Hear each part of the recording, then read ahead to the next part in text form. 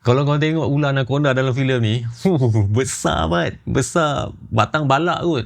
Dia kalau nak makan orang, sekali ngap je.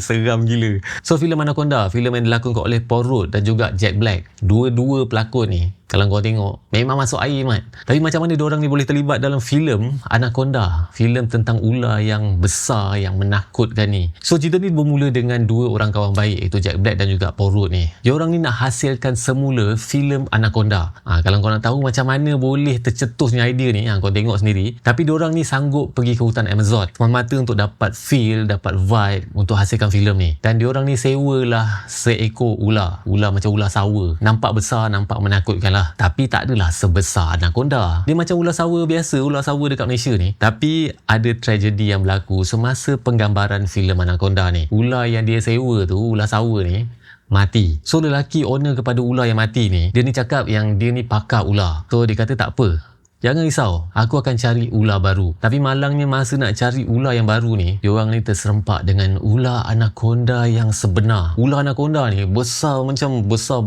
batang balak kot. Memang besar gila, memang menakutkan. Kalau korang tengok dia ngap manusia, ngap orang dalam filem ni, sekali ngap, sekali telan je, mat. Tapi dengan kehadiran dua pelakon utama ni, iaitu Jack Black dan juga Paul Rudd, korang akan berdekah sama. Aku suka direction untuk filem ni. Dia tak buat remake macam filem-filem lain. Dia buat filem ni dengan genre comedy thriller. Ada time korang akan rasa macam seram ke tengok ular ni. Ada time korang gelak tengok perangai si Paul Rudd dengan Jack Black ni. Especially ada satu scene ni, dia letak babi hutan dekat atas kepala Jack Black. Scene tu memang kelakar bila tengok Jack Black lari dengan babi hutan kat belakang dia. Dan bagi aku filem ni memang sebuah popcorn movie lah. Korang akan enjoy, korang akan gelak. Korang just sit down, enjoy the movie je. So filem Anaconda ni dah mula ditayangkan dekat Pawagam. Dan macam biasa, rating aku untuk filem ni korang boleh tengok dekat website Kotak Nyaman. Dekat sana korang pun boleh bagi review dan juga rating untuk setiap filem ataupun series yang korang dah tonton. So aku nak tanya dengan korang, apa plan korang cuti-cuti ni? Adakah korang akan pergi tengok filem Anaconda ni? Cuba komen kat bawah.